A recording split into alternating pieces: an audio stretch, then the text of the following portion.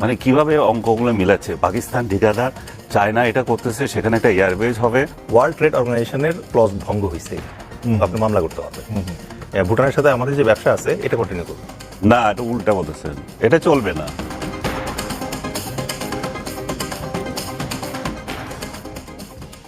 আজকে একটা নিউজ এসেছে, সেটা হলো বাংলাদেশের ট্রান্সশিপমেন্টের সুবিধা বাতিল করেছে ভারত। তার মানে আমরা নেপাল ও ভুটানে পণ্য যাওয়ার সুযোগ যে ছিল স্থলপথ বন্ধ করে, সেটা বন্ধ করে দেওয়া হলো এই সুযোগটা। তো আপনার প্রতিক্রিয়াটা আগে জানি যে আমাদের এই এমন সময় এই খবরটা আসলো, কয়েকদিন আগেই ডক্টর ইউনূস ও মোদির বৈঠক হয়েছে এবং এই যে নেটওয়ার্ক এই রিজনে সেটা নিয়েও আলোচনা চলছিল। আপনার প্রতিক্রিয়া জানতে চাই, এই সুবিধা বাতিল করার কারণ কি? আমাদের সাথে যখন সম্পর্ক নিয়ে উন্নয়নের কথা হচ্ছে, এই বিষয়টাকে কিভাবে দেখেন? এটার সাথে রিসেন্ট যে বৈঠক হয়েছে ডক্টর ইউনূস এবং মোদির আপনার ব্যাংককে, তার সাথে আমি কোনো সম্পর্ক দেখছি না।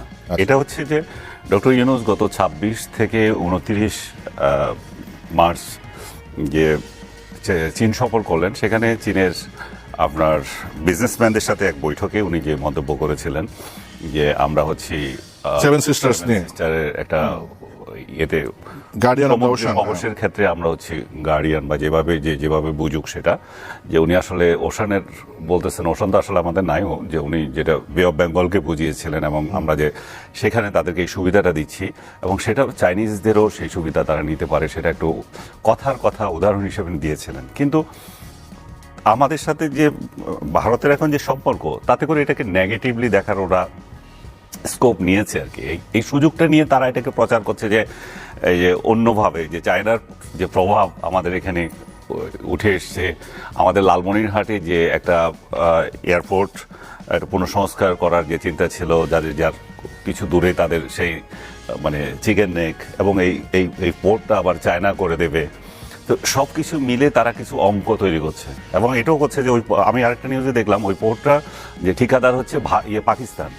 মানে কিভাবে অঙ্কগুলো মিলাচ্ছে, পাকিস্তান ঠিকাদার, চায়না এটা করতেছে, সেখানে একটা এয়ারবেজ হবে এবং তাদের এই 22 কিলোমিটারে যে চিকেন নেক, সেটা একটা দুশ্চিন্তার মধ্যে পড়ে গেল। বাংলাদেশ একটা থ্রেট তাদের জন্য, এবং সেভেন সিস্টারকে তারা বিচ্ছিন্ন করে ফেলছে, বিচ্ছিন্ন করতে চায়। এদিক দিয়ে অরুণাচল অনেকটা চায়না দাবি করেছে তাদের। সবকিছু মিলে এটা একটা নেগেটিভ প্রচারের ক্ষেত্রে তারা ভূমিকা নিয়েছে। এবং আপনি আরো যদি খেয়াল করে থাকেন, ডক্টর ইউনূস ক্ষমতা গ্রহণের ঠিক আগেই এনডিটিভির সাথে একটা সাক্ষাৎকারও কিন্তু এই চায়নার এই সেভেন সিস্টার নিয়ে মন্তব্য করেছিলেন, এবং সেটা অনেকটা আমি বলবো যে অকূটনৈতিক সুলভ এক ধরনের ইয়ে ছিল, যে ভারত যদি এটা করে আমাদেরও তো আছে যে সেভেন সিস্টার আমাদের উপর নির্ভরশীল, এই জাতীয়। সো আমি মনে করি যে পরস্পর দুইটা দেশ পাশাপাশি থেকে আমরা একজনের প্রতিবেশী, আমাদের ল্যাঙ্গুয়েজগুলো আসলে একটু খেয়াল করা দরকার, আমাদের ইন্টেনশন কি আর ল্যাঙ্গুয়েজ বলতেছে কি। ডক্টর ইউনূস যেটা বলছে এটা খুবই একটা ইনোসেন্ট থেকে বলেছে, আমি ওনাকে যেভাবে রিড করে, এখানে কোনো ইন্টেনশন কোনো খারাপ কিছু না। কিন্তু ইন্ডিয়ান আমলারা সেটাকে খারাপভাবে নিয়েছে, ইন্ডিয়ান মিডিয়া সেটাকে প্রচার করে এটাকে নেগেটিভ বানিয়েছে। এটার জন্যই কি তারা এই যে আমাদের এটাই আমি শিপমেন্ট সুবিধা বাতিল করবে, আমি এটাই আসতেছি। তার প্রতিক্রিয়া হিসেবে তারা দেখাতে চায় যে ল্যান্ডলকের কথা বলছো, তাহলে আমরা ল্যান্ডলক যারা আরো 3টা কান্ট্রি, আপনি 2টার কথা বললেন যে ভারত, নেপাল এবং ভুটানের কথা, এর মধ্যে মায়ানমারও অন্তর্ভুক্ত আছে। মায়ানমারও কিন্তু আমরা আমাদের ল্যান্ড ইউজ করে, ওদের ল্যান্ড ইউজ করে আমরা যেতে পারছি। সো আমরা এই 3টা দেশে যে আমাদের বাণিজ্যিক সুবিধা, সেটা তারা বন্ধ করে দিয়েছে। এই বন্ধ করে দেওয়া গতকাল, এটা 8 তারিখের একটা সার্কুলার ছিল, এবং এটা 2020 সালে কিন্তু এইটা নিয়ে বাংলাদেশের সাথে তাদের চুক্তি হয়েছে, এবং সেই প্রেক্ষিতে কিন্তু দুই দেশ, এই 2-3টা দেশে কিন্তু আমরা আমাদের বাণিজ্যিক যে সুবিধা আমরা সেটা নিচ্ছিলাম। এখন আপনি বলবেন যে এটা কি শুধু আমরা ক্ষতিগ্রস্ত হলাম? না, এটা কিন্তু ভারত এই পদক্ষেপ নেওয়ার মধ্য দিয়ে নেপাল এবং ভুটানকে কিন্তু ক্ষতিগ্রস্ত করলো, কারণ রিয়েল ল্যান্ডলক কান্ট্রি হচ্ছে ওই 2টা, এবং WTOর যে সত্ত্ব আছে সেখানে কিন্তু এটা বিরোধী। এবং ভারত যে এটা করেছে, এটা WTOর বিরোধী একটা সিদ্ধান্ত নিয়েছে। এখন তার প্রভাব আছে, তার শক্তি আছে, সে নিয়েছে।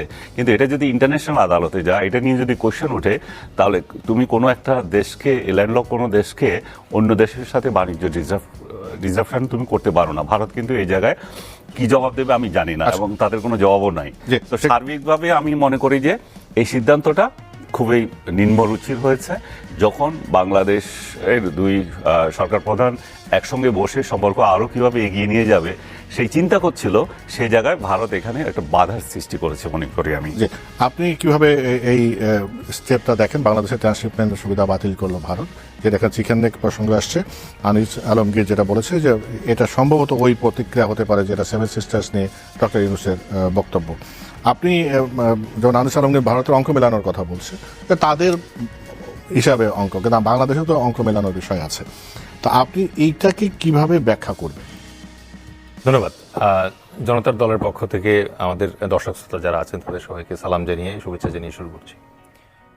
আপনি যে প্রশ্নটি করেছেন যে আমাদের এই ট্রান্সশিপমেন্ট সুবিধা আজকে বন্ধ হয়ে যাওয়ার, যেটা 2020 সালে শুরু হয়েছিল, এবং এই ট্রান্সশিপমেন্ট সুবিধা থাকার কারণে আমরা দুই ধরনের সুবিধা পেতাম। নাম্বার ওয়ান সুবিধা হচ্ছে যে নেপাল, ভুটান এবং মায়ানমার এই তিনটা কান্ট্রির সাথে আমাদের ব্যবসায়িক যে ট্রেড চলাচল এটা করা সম্ভব হতো। দ্বিতীয়ত খুব ইম্পর্টেন্ট একটা জিনিস ছিল, সেটা হচ্ছে যে ইউরোপিয়ান কান্ট্রি এবং আমেরিকান কান্ট্রিতে আমাদের যে গার্মেন্টস এক্সপোর্টগুলো যায়, এটা একটা বড় অংশ যায় হচ্ছে দিল্লি এয়ারপোর্টে। সুতরাং এই ট্রান্সশিপমেন্ট বন্ধ হওয়ার কারণে এখন এটা আটকা পড়ে যাবে। ভারত এটা অত্যন্ত পরিকল্পিতভাবে করছে, এবং পরিকল্পিতভাবে করছে এই কারণে আমি বলবো সেটা হচ্ছে যে প্যাটার্নটা আপনাদের সামনে আমি তুলে ধরি। 5ই আগস্ট শেখ হাসিনা যখন এখান থেকে পালালেন, তখন শেখ হাসিনাকে ভারত ওখানে স্থান দিলেন, এবং শেখ হাসিনার মাধ্যমে ভারত যে পরিকল্পনাটা বাংলাদেশে বাস্তবায়িত করার চেষ্টা করেছিল যে বাংলাদেশ হবে ভারতের ট্রানজিট এবং করিডোর হাব। কেন? মেইনল্যান্ড ইন্ডিয়া থেকে যেন সেভেন সিস্টার্সে তারা যাওয়া আসা করতে পারে, সেই জন্য সকল ট্রানজিট আমাদের ভেতর দিয়ে যাবে। সমস্যাটা হয়ে গেছে যে শেখ হাসিনা যতদিন ছিলেন, উনি যেভাবে বলেন অথবা বলতেন যে ভারতকে যা দিয়েছি তা তারা আজীবন মনে রাখবে, অত্যন্ত স্বল্প খরচে ভারত বাংলাদেশের মধ্য দিয়ে এই ট্রানজিট এবং ওই করিডোর সুবিধাগুলো আদায় করে নিচ্ছিল একে একে। এই সুবিধাগুলো সব রহিত হয়ে গেল যখন শেখ হাসিনার পতন ঘটল।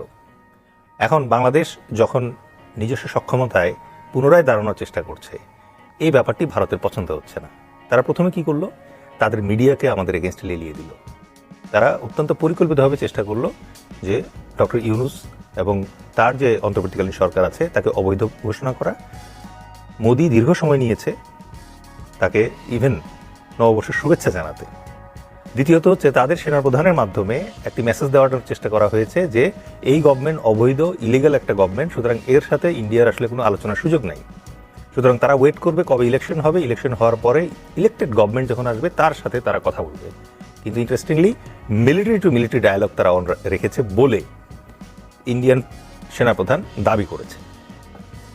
যখন তাদের মিডিয়া অ্যাটাকটা আমরা কন্টেইন করতে পেরেছি, আমি এই জন্য আমাদের বাংলাদেশের মিডিয়া কর্মী যারা আছেন এবং মিডিয়া আউটলেট যারা আছেন তাদেরকে অন্তঃস্থল থেকে ধন্যবাদ জানাবো যে তারা অত্যন্ত সাহসিকতার সঙ্গে ভারতীয় মিডিয়ার যে আধিপত্যবাদ এবং হেজিমনি ছিল সেটা ধীরে ধীরে পরিকল্পিতভাবে থামিয়ে দিতে সমর্থ হয়েছে।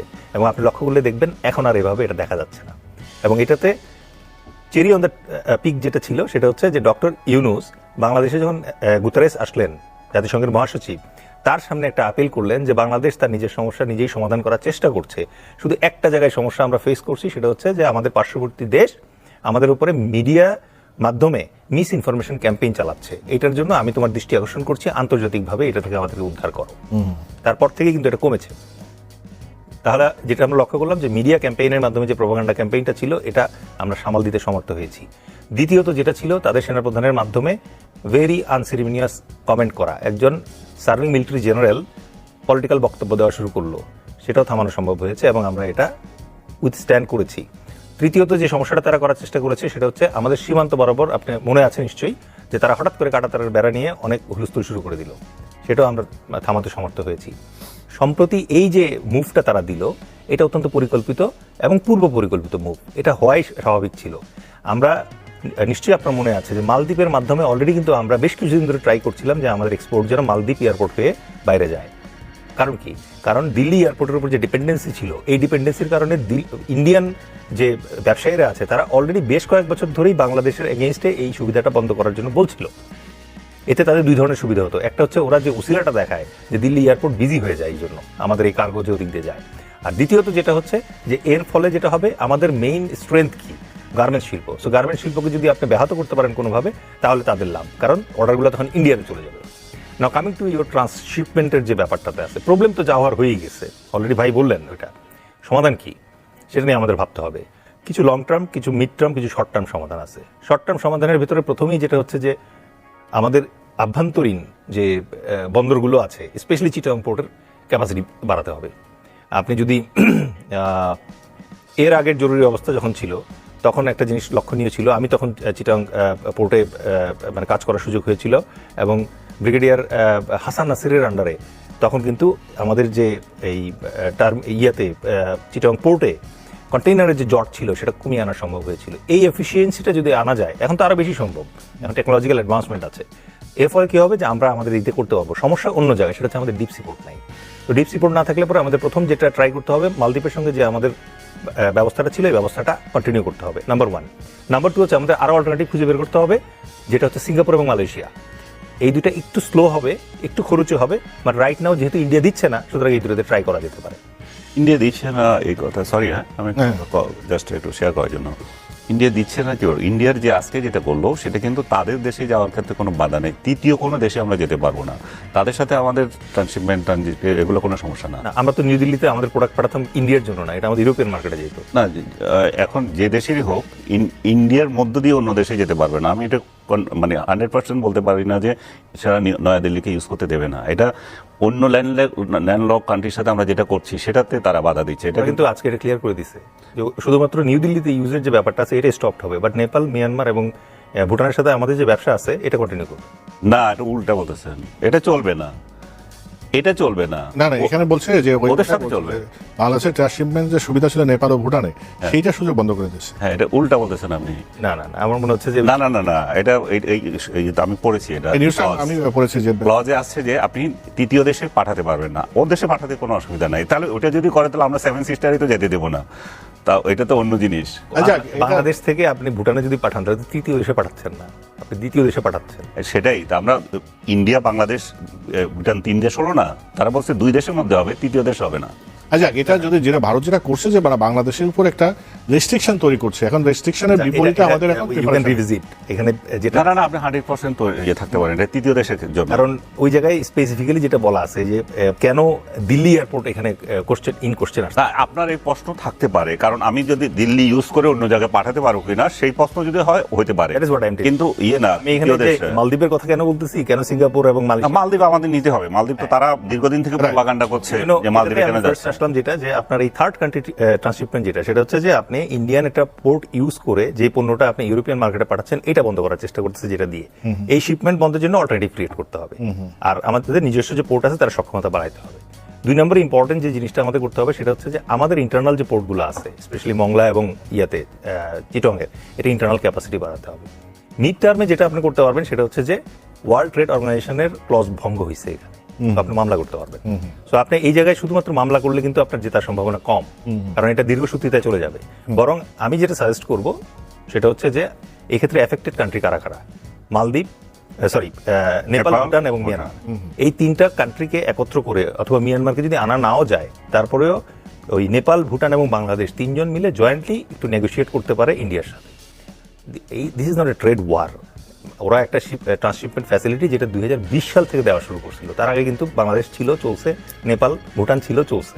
সুতরাং আবার এটা রিভাইভ করা যায় কিনা ওটা নেগোশিয়েট করার চেষ্টা করা হবে। লং টার্মে আমাদের যেটা করতে হবে সেটা হচ্ছে লালমনিরহাট এয়ারপোর্টকে আন্তর্জাতিক ক্যাপাসিটি সম্পন্ন করতে হবে, যেন ইন্ডিয়ান ল্যান্ড ইউজ না করেই আমরা ওখান থেকে সরাসরি আমাদের বিমানের মাধ্যমে নেপাল, ভুটানে আমাদের পণ্য পাঠাতে পারি খুব শর্ট ডিস্টেন্স। একই সাথে যেন আন্তর্জাতিক বাজারও আমরা করতে পারি। এবং ভাই অলরেডি যেটা কভার করলেন কিছু অংশ, সেটা হচ্ছে যে পাকিস্তান এবং চায়নার সহায়তা নিয়ে এই পরিকল্পনাটাই ওখানে করা হচ্ছে। এখানে সবশেষে একটা নোক্তা দিয়ে রাখি আপনাকে, ভারতের চিকেন নেক নিয়ে আমাদের কোনো আগ্রহ নেই, কারণ বাংলাদেশ সম্প্রসারণ যে বাদ আছে, এক্সপানশনিস্ট একটা কান্ট্রি না। We do not want to attack someone. কিন্তু তার যে চিকেন নেক আছে, এই চিকেন নেকের উপর প্রেশার কার?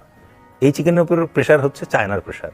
কারণ সাউথ তিব্বত বলতে আমরা যেটাকে জানি, যেটাকে ভারত বলে অরুণাচল, সেই জায়গাটার উপরে চায়নার আধিপত্য আছে এবং 1962 সালে চায়নার কাছে তারা পরাস্ত হয়েছে, সামরিক যুদ্ধে পরাস্ত হয়েছে। সুতরাং এই চিকেন নেকের আশেপাশে চায়নার যখন থাকে, ইনভলভমেন্ট থাকে এবং প্রেজেন্স থাকে, অলরেডি তিব্বতে আছে, তার মানে কি চিকেন নেকের উপরে আছে, এবং নিচে যদি লালমনিরহাটে আসে তাহলে এটা তাদের জন্য একটা আতঙ্কের ব্যাপার।